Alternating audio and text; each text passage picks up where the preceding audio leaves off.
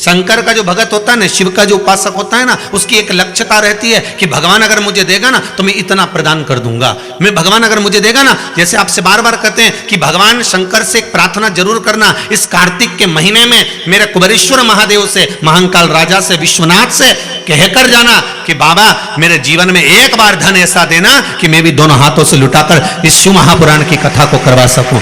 बाबा से ही विनती कर कर जाना। और इतना विल पावर अपना मजबूत होना चाहिए, इतनी प्रबलता होना चाहिए, आपका विश्वास इतना दृढ़ होना चाहिए। सबसे कहना मुझे बाबा देगा और ऐसा देगा कि एक बार शिव महापुराण की कथा जरूर करवाऊंगा। इतना मुझे देगा, ये मुझे विश्वास है, ये मुझे भरोसा है, ये मुझे दृढ़ता है।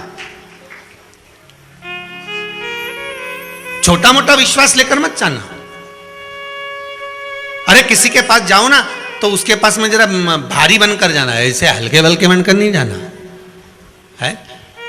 एक राजा ने कह दिया मेरे नगर में कल डोंडी पिटवा दो, सारे नगर को सूचना करा दो कि मेरे नगर में जो जिस वस्तु को छुएगा वो उसकी हो जाएगी।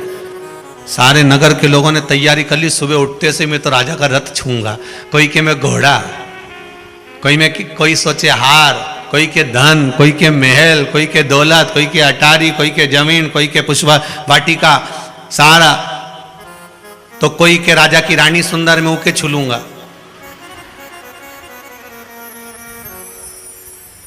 दुनिया है, सबने तैयारी करी। सवेरे जैसे गेट खुला, सब राजा के महल में चले गए। कोई कुछ छू रहा, कोई कुछ छू रहा। राजा ने कहा देते जाओ, देते जाओ, देते जाओ, देते जाओ।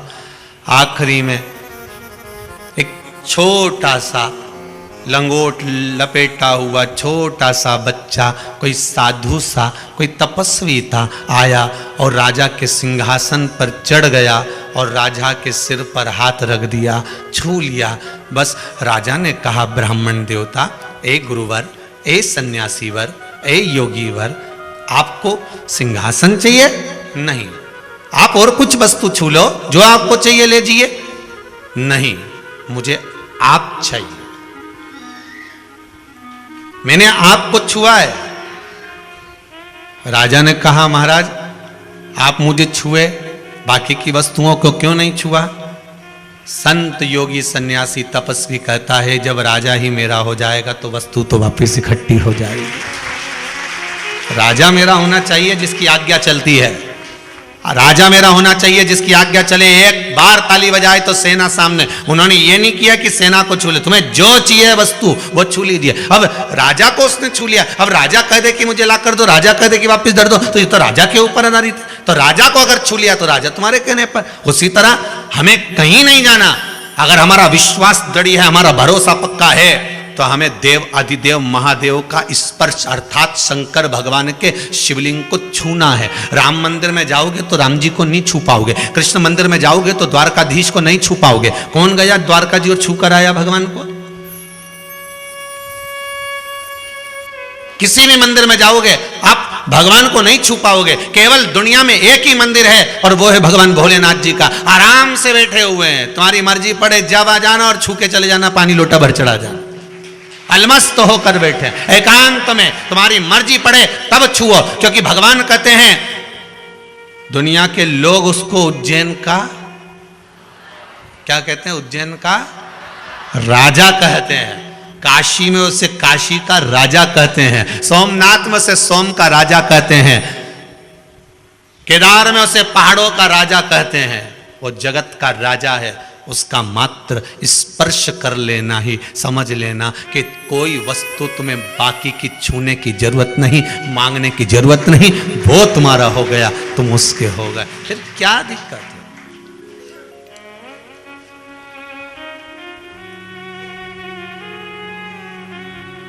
फिर क्यों सोचना?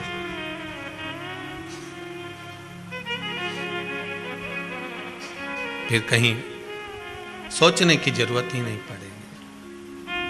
उन्होंने ये किताब लिख दी, उनने वो किताब लिख दी, उनने ये लिख दिया, उनने तो उनने लिखी मतलब पहले उनने पढ़ाई करी, पढ़ाई करने के बाद उन्होंने अध्ययन करने के बाद अपने जीवन में उतार लिया कि हाँ इसके करने से ये फल होगा, ऐसा करा जाएगा तो उससे ये मिलेगा, भगवान शंकर को काली तिल चढ़ाने से ये होगा, काली मिर्च चढ़ाने से ये होगा, भगवान शंकर के शिवलिंग का निर्माण करने से ये होगा, भगवान शंकर को बेलपत्र चढ़ाने से ये होगा, भगवान शंकर को जल चढ़ाने से ये होगा, भगवान शंकर को दूध चढ़ाने से ये होगा, पंचामृत चढ़ाने से ये होगा। उन्होंने पहले प्रयोग कर कर देख लिया। मतलब टीचर सब चीज हल करके देखता है, उसके बाद तुम्हारे सामने आता है। कोई ऐसे कोई स्कूल में रख लेता है? जो तुम्हें पढ़ा रहा है कोई ऐसे ही होगा?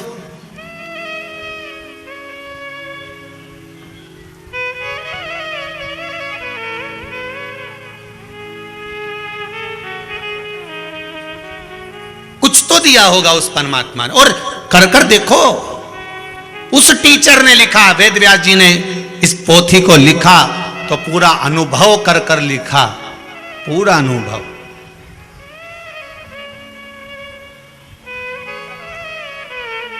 और देखो किसी भी प्रश्न को पहले हल कर कर देखो कि हो रहा है कि, केवल घबराना नहीं है।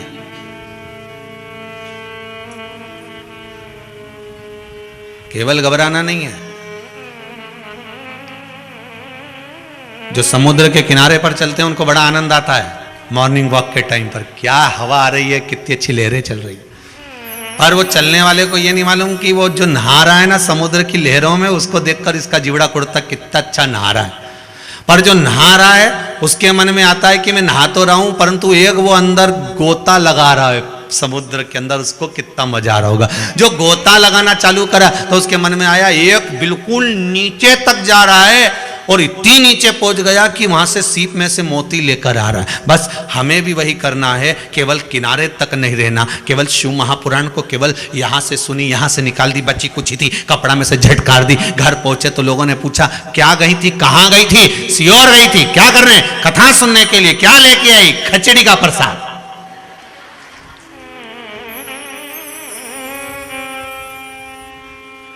क्या लेकर आई है? खिचड़ी।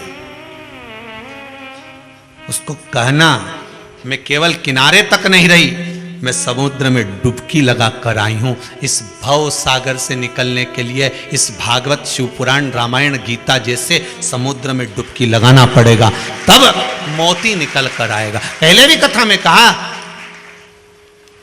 पानी में डूबोगे तो मर जाओगे, शिव महापुराण में डूबोगे तो तर जाओगे। ये तरने का विषय है। यहाँ डूबने पर मरता कोई नहीं है, यहाँ तो तर जाता। हाँ, मरने वाले हो सकता है तुमसे ईर्ष्या रख रख के मर जाए तो बात दूसरी हो सके। इसमें पत्र में लिखा है किसी माता ने, बहुत सारे पत्र हैं, इसमें लिखा है किसी बहन ने कि गुरुदेव पहले कुछ भी नहीं चलता था और अब धीरे धीरे चलना प्रारंभ हुआ है, तो ऐसा लग रहा है कि किसी की नजर हमें लग रही है। तुम्हें नजर से क्या करना? तुम्हें क्या करना नजर से? कभी मुर्दे को नजर लगती है? बोलो तो सही। नहीं, मुर्दा जब जाता हो शमशान में तो उसकी नजर उतार के राई, नॉन, मिर्ची से उतार के, रुक जा जरा, रुक जा, अभी मत ले जा, इसकी नजर उतार देने दो, कितना जोरदार लग रही है, रुको जरा। अंदर गई ने मिर्ची लाई, ने नॉन लाई, ने नमक लाई, और फिर नजर मजर उतार के फिर शमशान में भेजा, और शमशान में भी रख के भेज दी वही राई, नॉन, मिर्ची की, वहां भी उतार देना है एक बार, हो नजर लग जाए तो किसी की। जब शिव पास में है, शंकर अगर तुम्हारे साथ में है तो किसकी नजर लगेगी? भूतों का राजा तो अपने साथ, भूत अधिपति। नजर लगा के तो बता, एक कहीं का कुछ नहीं करेगा। एक ही बारात में जितने गए थे नहीं, उनमें से एक कोई भेज दिया नहीं। वो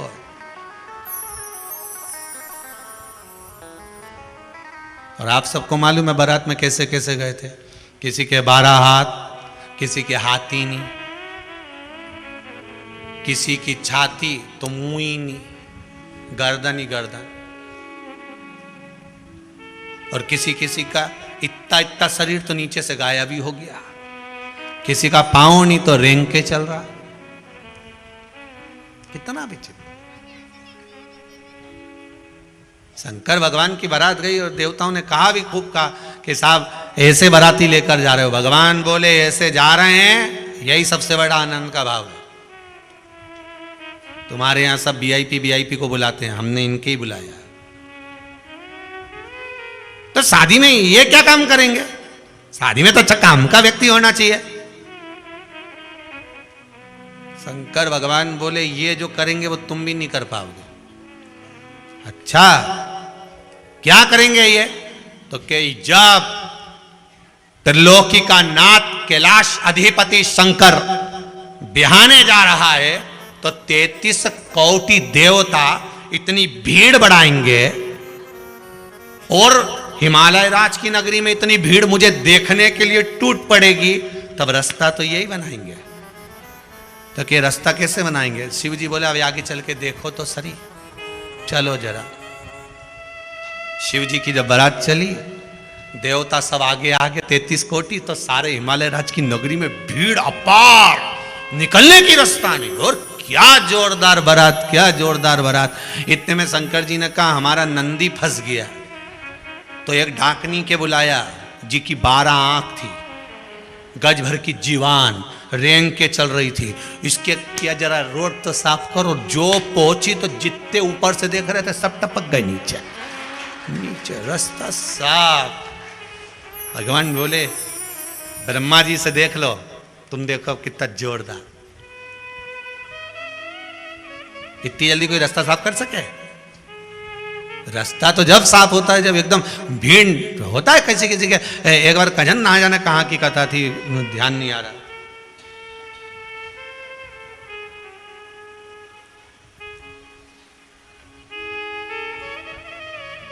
ध्यान नहीं आया।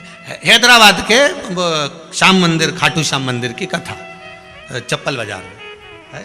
अब वहाँ पर लोग बेलपत्री, पहले बेलपत्री जो देते थे तो व्यासपीठ से दे देते थे सबको, क्योंकि ठीक है लोग लेकर जाएं। उनका 7 दिन की जो बेलपत्र होती है उसमें 6 दिन की बेलपत्र और रोग को हरने वाली होती है, इसलिए वो 6 दिन की बेलपत्र लोग उसको खाते हैं हाथ पैर शरीर ठीक करने के लिए, शुगर बीपी वाले।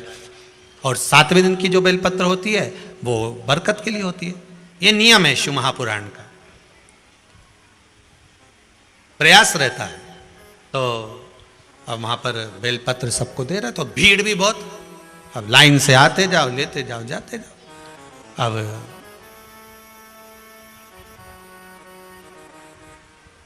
एक माताजी को ऐसा लगा कि अपना तो नंबर ही नहीं आएगा, पीछे थी वो, बहुत पीछे है।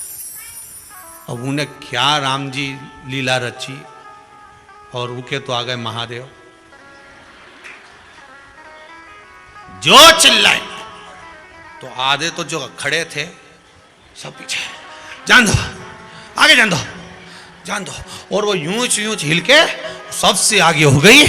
उन्हें जो बेलपत्री ली ने चुपचाप खाती हुई, चुपचाप खाती खाती। अब हमने आशीष से कहा, हमने गजब की टेप, गजब। इससे मालूम पड़ता है कि ये हैदराबाद है। इससे ये मालूम पड़ गया कि चतुर बहुत है महाराज, बहुत। और उन्हें बेलपत्र ली और खाते खाते निकल गए।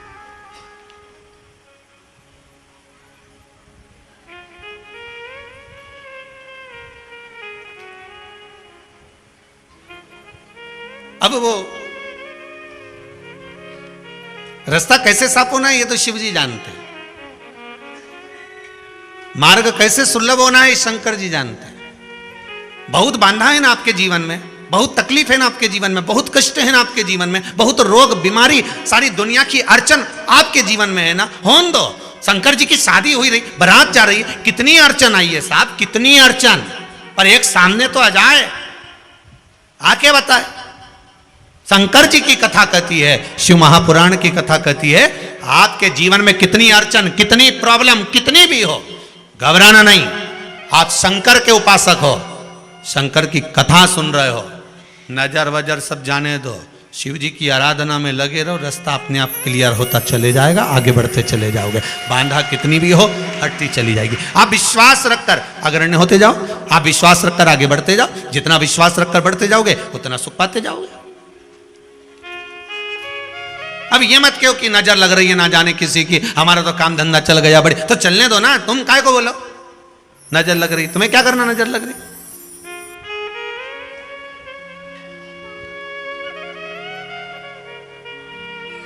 और इतना लोगों की दुकान चले उनके नहीं लगे, तुम्हारे ही लगे नहीं।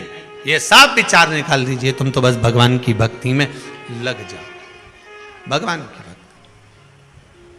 पर नजर का चक्कर में एक बार इंदौर में कथा बाची, अपना पैलेस में कथा थी, बहुत पहले की बात है।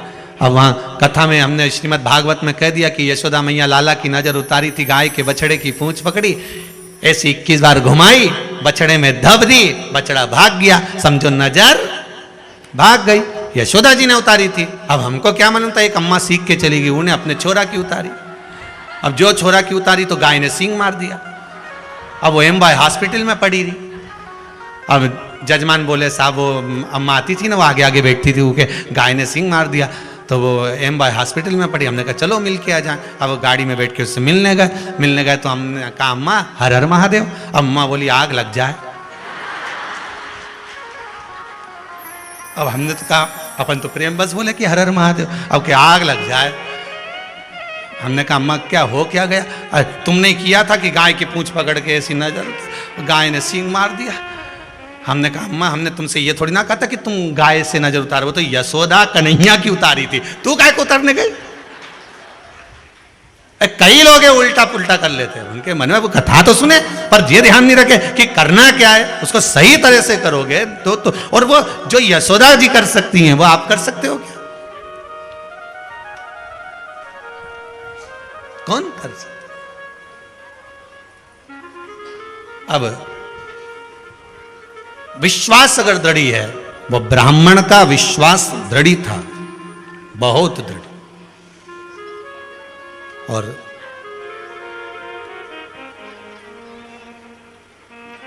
ब्राह्मण का जब विश्वास दृढ़ी रहा, शंकर जी की आराधना में डूबा रहा, जो लेकर आता, कहीं कोई मांगने वाला आ जाता तो उसको दे देता। पत्नी बड़ी दुखी थी, बताओ, एक तो घर में कमाई नहीं हो रही, एक तो घर में इनकम नहीं हो रही, एक तो घर में कुछ आ नहीं रहा, और ऊपर से बचा कुचा थोड़ा लेकर आते हो तो वो किसी दूसरे को दे देते हो। पत्नी भी दुखी। पर पत्नी कभी अपने पति को नहीं कहती थी कि तुम दान मत करो, कि पुण्य मत करो, कि सत्कर्म मत करो, कि तुम ये मत करो, कभी नहीं कहती थी। उसका एक फर्ज था, करो, ये शरीर जब तक चल रहा है दोनों हाथों से दान करते रहना, पुण्य करते रहना, भजन करते रहना। ना जाने परमात्मा ने इस बार क्यों दिया, ये मानव शरीर दिया क्यों दिया, इतना धन दिया क्यों दिया। भगवान अगर कटोरा पकड़ा के 4 बत्ती चौराहे पर छोड़ देता तो ये भगवान ने कृपा कर कर थोड़ी सी संपदा दी है, तो इसका प्रयोग कर लीजिए, सदुपयोग कर लीजिए, और उसका प्रयोग जब करोगे तो जीवन का सुख प्राप्त होगा।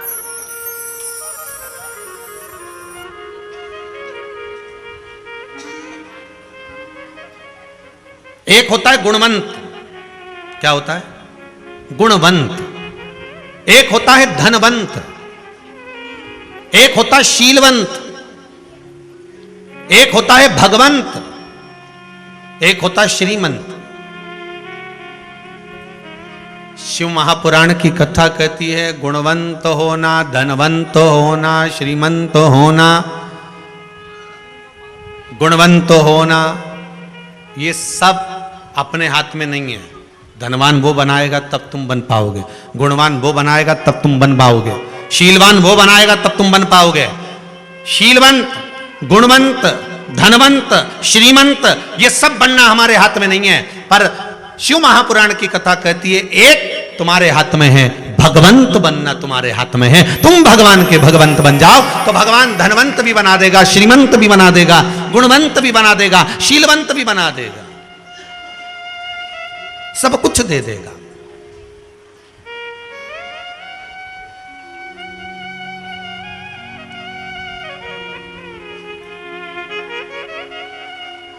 जब भगवान रूपी रतन मिल जाएगा तो धन कहां ना जाएगा। एक छोटा सा गरीब व्यक्ति, एक गरीबड़ा अगर कुछ गलत काम करे ना तो लोग कहते हैं बताओ उनके छोरे ने यह कर दिया। और बहुत सेठ वाला व्यक्ति, बहुत पैसे वाला व्यक्ति और छोटा व्यक्ति अगर मदिरा का भी पान करे, मदिरा का भी पान कर ले तो लोग कहते हैं बताओ उसने मदिरा पी ली। और बड़ा व्यक्ति अगर मदिरा का पान करे, वो तो बड़े घर के हैं साहब, अब उनके यहाँ तो फैशन है, वो तो सब चले होए। एक व्यक्ति डॉक्टर साहब के पास गया, डॉक्टर साहब मेरा दांत बड़ा दुख रहा है। डॉक्टर साहब बोले चेक कराओ। चेक कराए, देखो दांत पूरे ही खराब हो गए हैं, निकालना पड़ेगा। निकाल दो। पर डॉक्टर साहब दर्द बहुत होगा। डॉक्टर साहब बोले वो दर्द तो होगा, सहन तो करना पड़ेगा। डॉक्टर साहब मेरे से सहन नहीं होगा। तो डॉक्टर साहब बोले तुम्हारे जीवन में, अच्छा ये बताओ दर्द नहीं हो, तुम ऐसा कुछ जीवन में कभी पहले कहीं चोट लगी और दर्द, तो क्या हाँ एक बार पी के जा रहा था गाड़ी से गिर गया तब दर्द नहीं हुआ था। डॉक्टर साहब ने अपने कंप्यूटर को बुलाया, चलो एक काम करो इसको, अब ये दर्द हो तो इसलिए इसको एक बोतल एक ही पिला दिया। अब पिलाई। डॉक्टर साहब बोले निकाल लें, दर्द होगा कि अभी तो ऐसा लग रहा है कि दर्द होगा। डॉक्टर साहब ने कहा और दे दो इसको, और दे दो, फिर और दे दो। अब जो पूरा नशे में हो गया, डॉक्टर साहब बोले लाओ अब इसका दांत निकालें। इतने में वो खड़े होकर बोला की के बाप में दम है तुम्हारा दांत निकालेगा। डॉक्टर साहब बोले इससे तो पहले ही अच्छा था, इसको छोड़ के आओ घर, वापिस घर छोड़ के आओ। किसमें दम जो मेरा दांत निकाल, छोटा करे, कह दिया ये मदिरा पान कर रहा है, ये नशा कर रहा है। बड़ा करे तो लोग कहते हैं ये फैशन का क्रम हो गया उनका। महाराज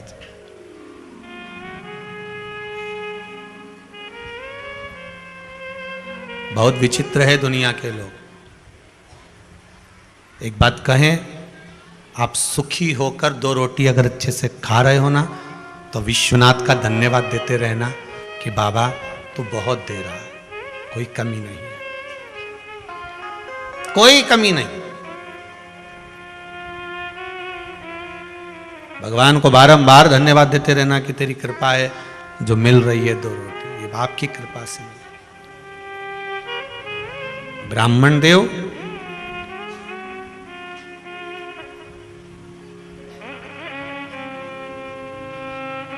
ब्राह्मण देवता दान भी कर रहे हैं, पत्नी कभी नहीं रोकती,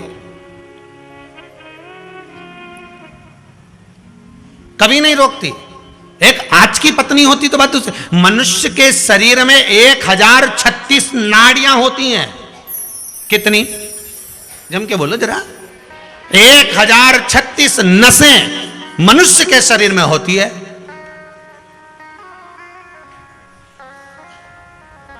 और 1036 नस में से पत्नी को यह मालूम रहता है कि कौन सी नस दबाना, कैसे सुधरेगा। 1036 में से वो 36 अबाई को सब मालूम है। जरा से तुम उड़े और वो पहुंची, मेरे को सब मालूम है, मेरे से फालतू की बात मत करना। तुम अब पार्टी में क्या कर रहे थे मेरे से मुंह से मत सुनना, बिल्कुल मैं तुम्हें बता दे रही हूं। इतने में तो वो बैग उठाया ऑफिस चले गया। वो क्या मालूम है अभी नस दबा देगी 2 मिनट में। ये कई पर होती है कहीं कहीं की धर्म पत्नी। एक होती है पत्नी जो पति को पतन के रास्ते पर ले जाती है, एक होती है धर्म पत्नी जो पति को धर्म के पथ पर ले जाती है। धर्म पत्नी का फर्ज, ये यहां जागृति बहन बैठी हुई हैं और श्री अभय जी सारस्वत जी के यहाँ से बहू रानी बैठी हुई हैं, दीपिका जी। तो हम इनको दोनों को देखकर यही विश्वास रखते हैं कि आप दोनों अपने पतियों को धर्म के पथ पर लेकर आई हो। ये पक्का है कि चलो शिव महापुराण के यजमान बनना है, शंकर की कथा का अनुमोदन करना है, रसास्वादन ग्रहण करना है, भगवान की भक्ति में डूबना है। और यही की यही चमड़िया परिवार में भी हुआ था पहले। हम ये चमड़िया जी जाने ना जाने, पर उनकी जो धर्मपत्नी थी, नहीं कथा करवाना है, नहीं चलना है, नहीं सत्संग करना है, नहीं स्मरण करना है।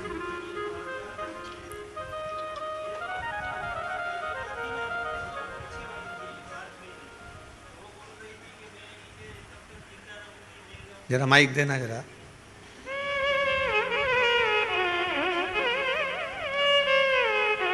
हो जाइए। हाँ भी सवाणिया जी क्या कहना चाहते हैं? जो मार्च में हमारी कथा, माइक पास में लो। पहले हमने मार्च में बुक करवाई थी कथा, पहले मार्च में बुक कराई मार्च में थी। तो वो अब तो ये सोच रही थी कि तब तक मैं जिंदा रहूं न रहूं कि एक बार गुरुजी की कथा दिवाली के पहले सुननी है। तो बाबा ने कृपा कर दी और हमारी कथा का नंबर लग गया जी। और अभी ये बात कर रही है कि यहाँ से वो कुबेरेश्वर महादेव को ये बोल के जाएगी कि एक बार पोरबंदर गुरुजी की कथा करवा। अरे वाह वाह वाह वाह, बाबा की कृपा। बेटी बेटी बहुत बहुत साधुवाद, धन्यवाद। बस बाबा से यही निवेदन है, बाबा ऐसी कृपा करे, बहू बेटा आप लोग जो भी आए हुए हैं परिवार के, भगवान खूब कृपा करे। ये तो, और साथ में एक और धन्यवाद देंगे हमारे अभय कुमार जी महाराज सारस्वत जी। तो अभी व्यासपीठ पर बोल के ही जा रहे थे कि हर साल बोला था, हर साल यहां तक कह दिया उन्होंने कि 12 वर्ष तक आप तो एक एक शिव महापुराण की कथा देते रहो। बाबा की कृपा ऐसी है, करुणा है। और हम तो आपसे भी कहेंगे बाबा ऐसा आपको भी दे, इतना दे कि बाबा आपको देता रहे और आप ऐसे शिव महापुराण की कथा करवाते रहो। जीवन का एक सुख है। फिर निवेदन करेंगे, कुबेरेश्वर धाम की धरा पर बैठे हो, जो चोर को कुबेर बना सकता है वो क्या अपने को नहीं दे सकता? विश्वास रखिए, भरोसा। सुबह एक भैया कोई बैग टांग कर आए थे, वो आंख में आंसू भरकर रो रहे थे। तो उनको वापस बुलाकर पूछा क्या हुआ, क्या ये बताओ।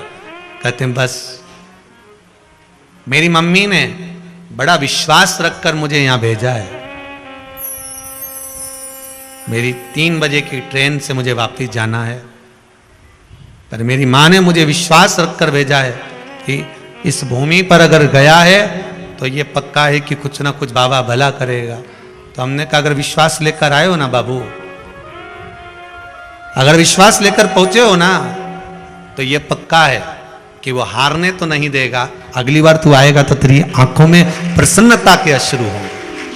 अभी भले दुख के हो कि कहीं तकलीफ हो, हृदय में घात हो, कोई बात हो, इसलिए, पर अगली बार आएगा ना तो प्रसन्नता के अश्रु तेरे पास में होंगे, प्रसन्नता के। बस विश्वास रखकर जाओ इस भूमि से, भरोसा रखकर देखा। झोली मेरी तंग बाबा तेरे यहाँ कमी नहीं। हे बाबा तेरी कृपा से विराजा हूं, मुझे विश्वास है तू खाली नहीं भेजेगा, करुणा तेरी। यहीं से मतलब नहीं, आप किसी भी शिव मंदिर में जाना, कार्तिक का महीना चल रहा है, शंकर जी के मंदिर में जाकर अगर दीपदान कर रहे हो, शंकर जी के मंदिर में जाकर दिया लगा रहे हो, बेलपत्री के पेड़ के नीचे, पीपल के पेड़ के नीचे, आंवले के पेड़ के नीचे दीप प्रज्वलित कर रहे हो, बाबा का नाम लेकर श्री शिवाय नमस्तुभ्यम बोलकर, शंकर जी का गुणगान गाकर आप लगाकर देखो दीप, बाबा क्यों ना सुनेगा, क्यों ना सुने।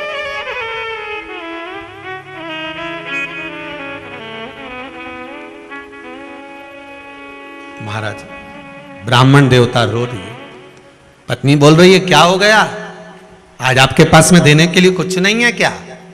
धर्म पत्नी कहती है अंदर से भोजन ला कर दे दी, कोई दरवाजे से खाली ना जाए।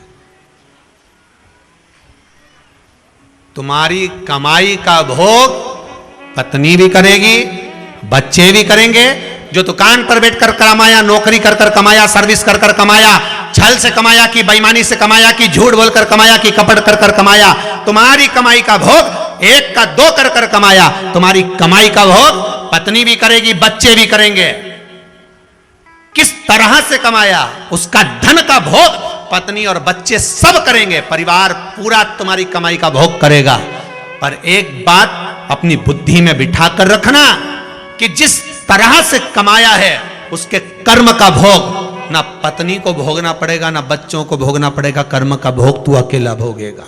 इसलिए तैयारी कर कर रखना कि कमाओ पत्नी और बच्चों को दो, परिवार में खर्च करो, मना नहीं है, पर किस तरह से कमाया है उसकी कमाई का थोड़ा सा भाग निकाल कर कहीं दान में, कहीं धर्म में, कहीं पुण्य में, कहीं किसी गरीब की विद्या में, कहीं किसी के मंगल विवाह में, कहीं बाबा के चरणों में, कहीं ना कहीं कथा सत्संग स्मरण में थोड़ा थोड़ा लगाते चलना, क्योंकि कर्म का भोग पत्नी और बच्चे नहीं भोगेंगे। तूने जिस तरह से कमाया है उसका भोग तुझे अकेले भोगना पड़ेगा। तब उस परमात्मा के सामने तेरी जब फाइल खुले तो परमात्मा भी कहे कि तूने झूठ बोलकर कमाया था, छल कर कर कमाया था, कपट कर कर कमाया था, बेईमानी कर कर कमाई थी, पर उसकी कमाई का भाग तूने कहीं अच्छी जगह पर लगाया था, इसलिए उनको भी बैकुंठ ले गया और तू भी बैकुंठ आ गया। कर्म का भोग तुझे भोगना है, दूसरा नहीं भोगेगा।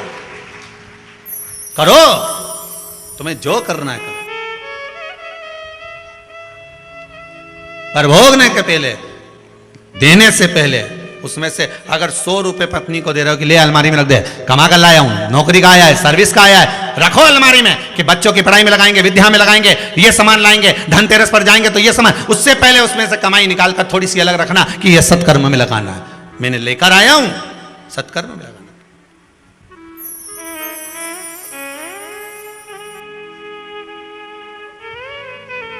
सत्कर्म की ओर लगा। फिर कहेंगे अगर दान भी नहीं कर सकते हो, किसी जगह पर लगा भी नहीं सकते हो, तो अपने ऊपर खर्च करना सीखो, अपने ऊपर खर्च कर। एक ही जोड़ मोजे, उसके भी अंगूठे फट गए, मोजे पीछे रह गए, अंगूठा बाहर निकल गया। पत्नी ने कहा सुनो, बच्चे के मोजे लाना है, पिता गया मोजे ला कर दे दिए। सुनो, बाजार जा रहे हो तो मेरे लिए थोड़ा सा पाउडर का डब्बा ले आना, गया ला दिया। सुनो, त्योहार आ रहा है, सेव मिक्सचर ला के रखना, सोन पापड़ी ला के रखना, मोहन थाल ला के रखना, गया ला दिया। पर व्यक्ति जब खुद के ऊपर खर्च नहीं कर पाता, मन करता है कि अब बाजार जाऊंगा तो मोजे खरीद के लाऊंगा, फिर बाजार गया, काम इतना था नहीं खरीदा, फिर गया, फिर काम इतना था नहीं खरीदा, खुद के लिए नहीं कर पाता। कमा खुद रहा है, ला ढेर खुद रहा है, दिन भर मजदूरी जैसा काम कर रहा है, 8 बजे से जाता, रात को 10 बजे आता है, दिन भर माथा पच्ची करता है और अपने ऊपर खर्च ही नहीं कर पाता है, स्वयं के ऊपर खर्च ही नहीं कर रहा।